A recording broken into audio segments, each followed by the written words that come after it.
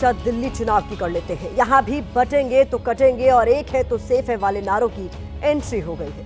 ये नारे हरियाणा और महाराष्ट्र और यूपी उपचुनाव के दौरान खूब उछाले गए थे। अब दिल्ली के चुनाव में इनकी एंट्री पर सवाल उठ रहे हैं। क्या दिल्ली का चुनाव भी बटेंगे तो कटेंगे के नारे पर लड़ा जाएगा?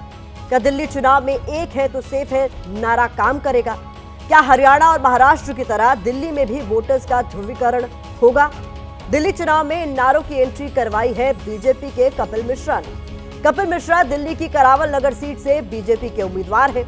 उन्हीं के नामांकन के दौरान उनके समर्थकों के हाथों में बटेंगे तो कटेंगे और एक है तो सेफ है वाले पोस्टर नजर आए। चुनावी दंगल में इन नारों के असर वाली फाइल आपके लिए खोलेंगे, लेकिन उससे पहले देखते हैं कि कैसे सर्दी से ठिठुरती दिल्ली की सियासत को इन नारों ने गरमा दिया।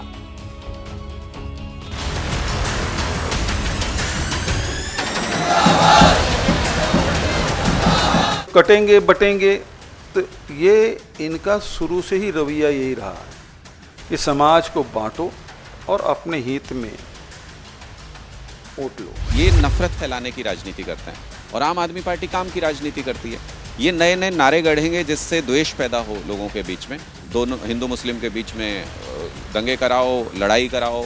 इनकी हमेशा ये राजनीति रहती है। भारत के संविधान के प्राकृतन का जो भाव है वही है कि बटेंगे तो कटेंगे और एक रहेंगे तो सेफ रहेंगे। तो बटेंगे तो कटेंगे कहने वालों का तो स्वागत होना चाहिए। घृणा, नफरत, हिंसा इसके शब्दकोश में है और वही उन्होंने जिसका आपने नाम लिया वो कर रहे हैं। सवाल ये उठता है कि बीजेपी के पास आम आदमी पार्टी के खिलाफ मुद्दों का अंबार लगा है, जिसमें कथित शीश महल, शराब घोटाला और मंत्रियों पर भ्रष्टाचार के आरोप शामिल है।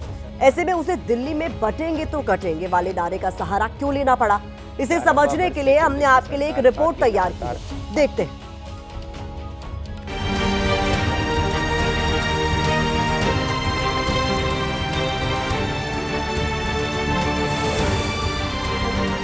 एक है तो भी हम पटे हैं, कटे हैं। एक रहेंगे, सेफ रहेंगे। इन दोनों नारों की उत्पत्ति लोकसभा चुनाव के बाद हुई और दावा किया जाता है कि इन दोनों नारों ने हरियाणा और महाराष्ट्र के विधानसभा चुनाव में बाजी पलट दी। हरियाणा और महाराष्ट्र के नतीजों ने ये स्पष्ट हो गया कि बीजेपी का धार्मिक एकजुटता और मोदी योगी की जातियों में न बंटने वाली अपील काम कर गई। धर्म के आधार पर हुए इस ध्रुवीकरण का असर ये हुआ कि दलित और पिछड़ी जातियों ने भी बीजेपी को वोट दिया। अब कपिल मिश्रा को भी उम्मीद है कि करावल नगर में योगी आदित्यनाथ का ये नारा कारगर साबित हो सकता है।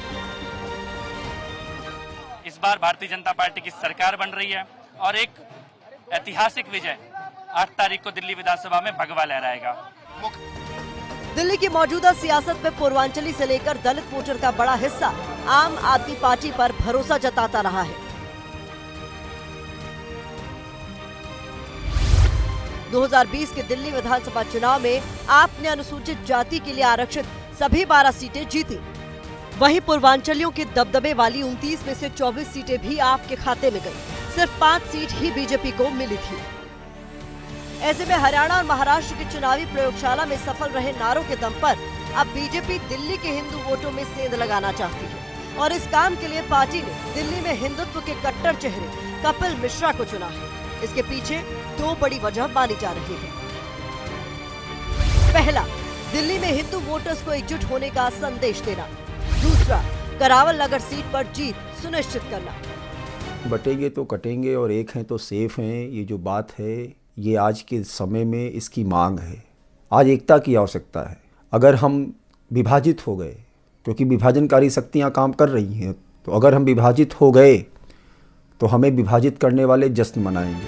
1993 से अब तक हुए 7 विधानसभा चुनाव में करावल नगर सीट पर 6 बार बीजेपी जीती, जबकि 1 बार आपने जीत हासिल की। फिलहाल करावल नगर सीट बीजेपी के ही पास है, लेकिन बीते चुनाव में आम आदमी पार्टी से उसे कड़ी टक्कर मिली थी। बीजेपी के मौजूदा विधायक मोहन सिंह बिष्ट करीब 8000 वोटों के मार्जिन से जीते थे, जबकि 2015 में इसी सीट से आपके टिकट पर कपिल मिश्रा ने मोहन सिंह बिष्ट को ही करीब 44,000 वोटों के अंतर से हराया था।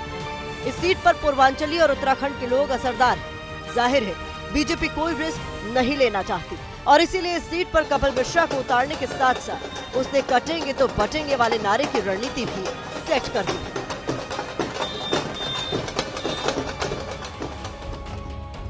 अगर मान लिया जाए पूर्वांचली वोटर्स के दबदबे वाली 29 सीटों में ही अनुसूचित जाति के लिए आरक्षित 12 सीटें आती हैं, तो सीधे तौर पर बीजेपी का नारा 29 सीटों पर असर दिखा सकता है। इनसे आगे बढ़े तो दिल्ली में 12 ऐसी सीटें हैं जिन पर मुस्लिम आबादी 20 से 65% तक है। इनमें सिर्फ गांधीनगर में बीजेपी का विधायक है, बाकी सभी 11 सीटें आम आदमी पार्टी के पास। इनमें सीलमपुर, मटिया महल, बल्ली मारान, ओखला, मुस्तफाबाद और किराड़ी विधानसभा सीट पर मुस्लिम आबादी 35% से ज्यादा है। बाकी बची सीटों पर भी मुस्लिमों की आबादी कम से कम 20% है। इसीलिए चुनाव में इनके वोट सीधे असर दिखाते हैं। 35% से ज्यादा मुस्लिम आबादी वाली इन्हीं सीटों में मुस्तफाबाद सीट भी है, जो करावल नगर के पास ही में है। और 2020 में वहां हुए दंगों में कपिल मिश्रा पर भी आरोप लगाए गए थे।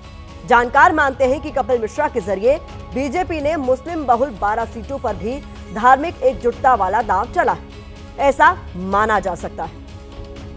बीजेपी के लिए दिल्ली विधानसभा चुनाव प्रतिष्ठा का सवाल है। ऐसे में उम्मीदवारों की लिस्ट जारी करने में वो विशेष सावधानी बरत रही है। कटेंगे तो बटेंगे के नारों पर सवालों के बीच आज बीजेपी ने उम्मीदवारों की चौथी लिस्ट जारी की। इनमें 9 उम्मीदवार हैं। माना जा रहा था कि बीजेपी की चौथी लिस्ट में दिग्गज चेहरे दिख सकते हैं और उन्हीं में से कोई एक दिल्ली का चेहरा बन सकता है, लेकिन ऐसा हुआ नहीं। बाकी बची 2 सीटों में से एक जेडीयू को दे दी गई और दूसरी चिराग पासवान की पार्टी के पास। बीजेपी की इस चौथी लिस्ट के बीच आज बड़ी चर्चा 8वें वेतन आयोग की भी हो रही है। केंद्र सरकार ने केंद्रीय कर्मचारियों के लिए 8वें वेतन आयोग को मंजूरी दे दी। इससे केंद्रीय कर्मचारियों के वेतन के साथ साथ पेंशन भी बढ़ जाएगी। दिल्ली चुनाव से पहले वेतन आयोग वाले ऐलान पर सवाल उठ रहे हैं, क्योंकि देश के करीब 35 लाख केंद्रीय कर्मचारियों में से 2,30,000 से ज्यादा कर्मचारी दिल्ली में हैं। राजनीतिक सवालों के बीच अब आपको बताते हैं 8वें वेतन आयोग से केंद्रीय कर्मचारियों के वेतन में कितनी बढ़ोतरी हो सकती है। इसके मुताबिक न्यूनतम वेतन 34,560 रुपए होने का अनुमान है और अधिकतम यानी लेवल 18 पर वेतन 4,80,000 तक हो सकता है। कर्मचारियों की पेंशन और रिटायरमेंट पर मिलने वाले लाभ में इजाफा हो सकता है। इसके अलावा भत्तों में भी करीब 16 से 22% तक बढ़ोतरी हो सकती है। चुनाव का माहौल ही ऐसा होता है जिसमें कब कौन सी बात मुद्दा बन जाए कहना मुश्किल है।